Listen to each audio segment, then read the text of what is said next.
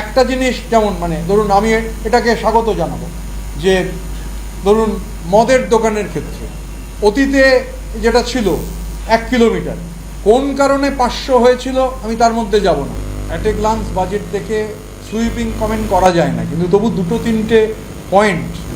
এক হচ্ছে গভর্নমেন্ট যে বাজেট পেশ করেছেন আমাদের মনে হয়েছে যে পরিকাঠামো নির্মাণ, ইনফ্রাস্ট্রাকচার ডেভেলপমেন্ট, পরিকাঠামো নির্মাণ যদি তার কোনো যদি স্পেসিফিকেশন না থাকে, যতটুকু উল্টে আমরা দেখেছি যে পরিকাঠামো নির্মাণের কোনো ফিগার নেই।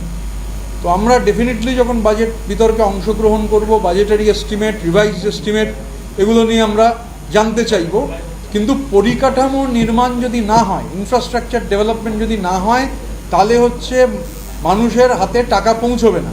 পরিকাঠামো নির্মাণ হলে তবেই হচ্ছে মানুষের হাতে টাকা পৌঁছবে, মানুষের হাতে টাকা পৌঁছলে মানুষের ক্রয় ক্ষমতা বাড়বে এবং তবেই হচ্ছে ইকোনমি শক্তিশালী হবে, মানুষের জীবনযাত্রার মান উন্নয়ন হবে। তো আমাদের ওভারঅল দেখে মনে হয়েছে যে পরিকাঠামো নির্মাণের ক্ষেত্রে ডেফিনেটলি গভর্নমেন্ট পরিকাঠামো নির্মাণের কথা বলেছেন, কিন্তু যে স্পেসিফিকেশন যে পরিকাঠামো নির্মাণে কত টাকা খরচ হবে বা কী রোড ম্যাপ রয়েছে সেটা অ্যাট এ গ্লান্স আমাদের মনে হয়েছে ক্লিয়ার নয়, নাম্বার 1। 2 হচ্ছে ইজ অফ ডুইং বিজনেস। বাজেটের মধ্যে বারবার ইজ অফ ডুইং বিজনেসের কথা রয়েছে।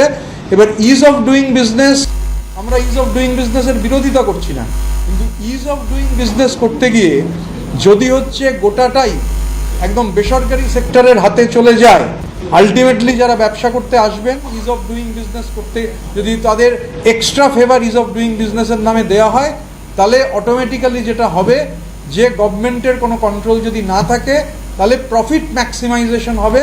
প্রফিট ম্যাক্সিমাইজেশন হলে স্বাভাবিকভাবে সেটা সাধারণ জনগণের জন্য হিতকর হবে না।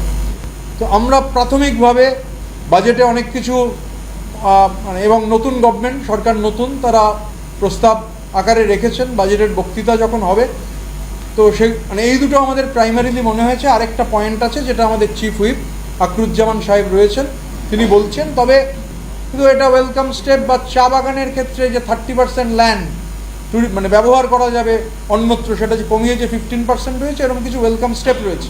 কিন্তু পরিকাঠামো নির্মাণ হচ্ছে সবথেকে গুরুত্বপূর্ণ। পরিকাঠামো নির্মাণে ইনভেস্টমেন্ট না হলে, সরকারি ইনভেস্টমেন্ট, বেসরকারি ইনভেস্টমেন্ট পরিকাঠামো নির্মাণে যতক্ষণ না হবে ততক্ষণ অবধি ইকোনমির হাল ফিরবে না। একটা বড় ডেফিসিটের কথা তো বাজেটের শুরুতেই রয়েছে যে কত টাকা ঘাটতি রয়েছে। স্বাভাবিকভাবে পরিকাঠামো নির্মাণ খুব জরুরি। আর সরকারের নিয়ন্ত্রণ, ইজ অফ ডুইং বিজনেসের আমরা বিরোধী নই, কিন্তু সরকারি নিয়ন্ত্রণ সেটা থাকাও প্রয়োজন। ইজ অফ ডুইং বিজনেসের নামে যেন বেসরকারি মালিকরা প্রফিট অ্যাকুমুলেশন বা প্রফিট ম্যাক্সিমাইজেশনের দিকে না যেতে পারেন, এটা সরকারের কাছে আমাদের দাবি থাকবে। এবং আমরা যখন বাজেট বক্তৃতায় আমাদের বিধায়করা অংশগ্রহণ করবেন, আমরা এই বিষয়ে ক্যাটেগরিক্যালি আরও যা আছে পূর্ণাঙ্গ বাজেটটা স্টাডি করার পর, আর বিভিন্ন খাতে ধরুন বরাদ্দ হয়েছে, আমরা পুরোটা, কিন্তু বেশ কিছু খাতে বরাদ্দ কমেছে, যেখানে বরাদ্দটা আমাদের স্টাডি করে দেখতে হবে যে গতবার কি বরাদ্দ ছিল। একটা পার্টিকুলার পয়েন্ট আছে যেটা আমাদের চিফ হুইপ আকরুজ্জামান সাহেব তিনি সেটা আপনাদের বলছেন।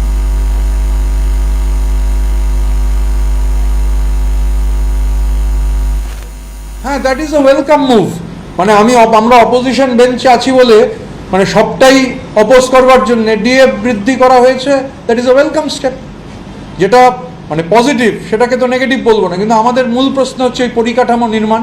আমরা বক্তৃতার সময় বলবো, আমরা যখন সরকার উত্তর দেবেন আমরা এক্সপেক্ট করবো সরকার সেটা বলবেন, কারণ পরিকাঠামো নির্মাণের দিশা ছাড়া কোনোভাবে কোনো কিছুর সমাধান হবে না। আর ইজ অফ ডুইং বিজনেসটা তো বললাম।